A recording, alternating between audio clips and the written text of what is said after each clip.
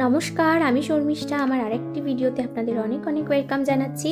আজ আপনাদের সাথে ভোলা মাছের ঝালের রেসিপি শেয়ার করছি। তার জন্য মাছগুলোকে ভালো করে প্রথমে ধুয়ে নিয়েছি, তারপর নুন হলুদ মাখিয়ে নিলাম। এবার কড়াইতে একে একে মাছগুলো ভেজে নেব। যখন মাছ ভাজবো তখন কড়াইতে যদি তেলের মধ্যে নুন আর সামান্য হলুদ দেওয়া হয়, তাহলে মাছ ভাজার তেল ছেটায় না গায়ে। মাছগুলো এদিকে ভাজা হচ্ছে, ওদিকে মশলা রেডি করে নেব।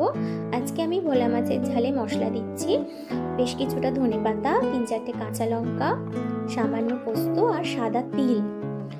তারপর মাছগুলো ভাজা হয়ে গেলে ওই একই তেলে কালো জিরে আর টমেটো ফোড়ন দিচ্ছি।